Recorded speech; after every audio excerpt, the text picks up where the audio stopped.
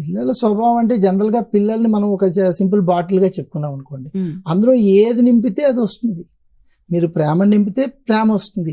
వాళ్ళకి ఒక రకమైన నిజాయితీ లేదా ఒక సమయపాలన లేదా ఒక ప్రేమ, ఇలా ఏదైతే మీరు వాళ్ళకి క్రమబద్ధత ఇవన్నీ నేర్పుతారో అవన్నీ పిల్లలకు ఆటోమేటిక్గా వచ్చేస్తాయి.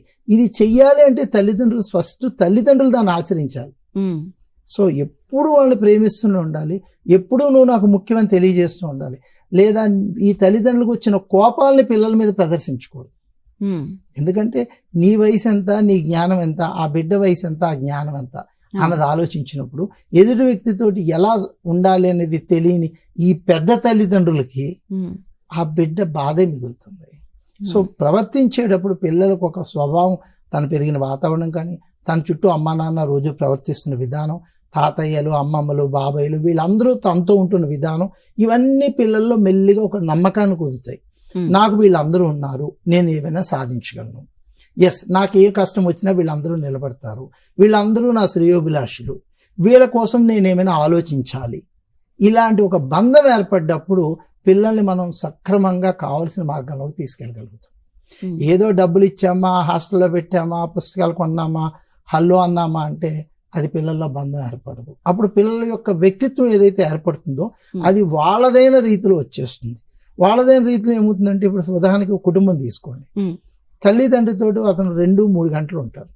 ఉదయం నిద్ర లేచిన తర్వాత స్కూల్కి వెళ్ళే వరకు అమ్మా నాన్నని చూస్తారు, సాయంత్రం స్కూల్ నుంచి వచ్చాక పడుకునే వరకు అమ్మా నాన్నని చూస్తారు.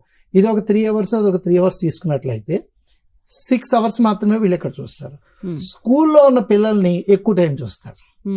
సో ఆ పిల్లలు ఎలా ప్రవర్తిస్తున్నారు అనేది ఈ చిన్న పిల్లల యొక్క హృదయంలో ఒక ముద్రగా పడిపోతూ ఉంటుంది.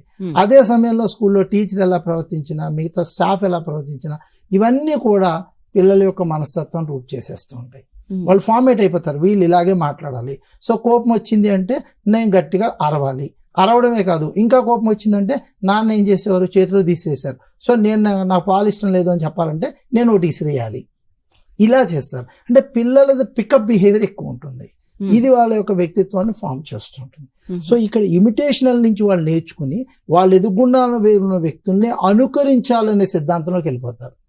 ఈ తల్లిదండ్రులు కూడా కేవలం control C control వీనే follow అవ్వమంటారు.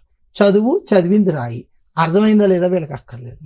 So వీళ్ళ ఉద్దేశం ఏంటంటే బట్టి పట్టడం, లేదా ఇలా తీసుకుని అలా ఎగ్జామ్లో రాస్తే మా అబ్బాయి ఇంటెలిజెంట్. ఇప్పుడు ఒక సెల్ ఫోన్ కొన్నానండి, ఒక అప్లికేషన్ నేను ఇన్స్టాల్ చేయాలనుకున్నాను. అప్లికేషన్ తీసుకొచ్చి ఇన్స్టాల్ చేసిన వెంటనే ఆటోమేటిక్గా ఇన్స్ట్రక్షన్స్ వచ్చేస్తూ ఉంటాయి. ఓకే చేయండి, ఓకే చేయండి, అలో చేయండి, ఓకే చేయండి వచ్చేస్తుంది. అవన్నీ చేసుకుంటూ వెళ్ళిపోతే నేను ఇంటెలిజెంట్ కాదు. తర్వాత ఎక్కడైనా స్టక్ అయినప్పుడు నేను ఆపరేట్ చేయగలిగినప్పుడు అది నా తెలివితేటలు ఉపయోగిస్తుంది. సో ఇచ్చిన పుస్తకాన్ని యాజ్ ఇట్ ఈజ్ తీసుకెళ్ళి యాజ్ ఇట్ ఈజ్ ఎగ్జామ్లో రాసేస్తే దట్స్ నాట్ ఏ తెలివితేటలు. దాని అప్లికేషన్ పార్ట్ తల్లిదండ్రులు చెప్పాలి. అది చేయడానికి పిల్లల్లో మ్యాక్సిమం కామ్ డౌన్ బిహేవియర్ తీసుకురావాలి.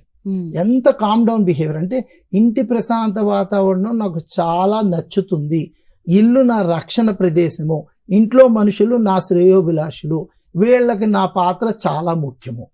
ఇటువంటి సెంటెన్సెస్ ఎప్పుడైతే పిల్లల మనసులో విత్తనాలుగా వేస్తామో ఆ మొక్క చాలా జాగ్రత్తగా ఎదుగుతుంది. దీని గురించి మాట్లాడినప్పుడు ఒక బుక్ ఉంటుందండి, ది గ్రేట్ డిసిప్లిన్ సిస్టమ్ అని. ఆ బుక్లో చెప్తారు, తల్లిదండ్రులు అనేవాళ్ళు పిల్లల్ని ఒక మొక్కల్లా కాపాడాలి.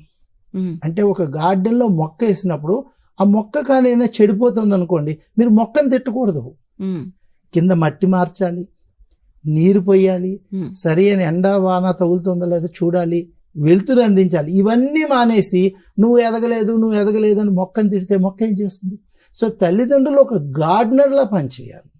పిల్లలు వాళ్ళందరూ వాళ్ళు ఎదుగుతున్నప్పుడు వాళ్ళకి అన్ని సమకూర్చుకుని ఏమేమి అమెండ్మెంట్స్ జరగాలి, ఉన్న వాతావరణాల్లో ఏమేమి మార్పులు చేసి ఈ పిల్లలు ఎదుగుదలకు ఉపయోగపడాలి అన్న దిశగా తల్లిదండ్రులు చేసినప్పుడు పిల్లల యొక్క మంచి వ్యక్తిత్వం బయటకు వస్తుంది.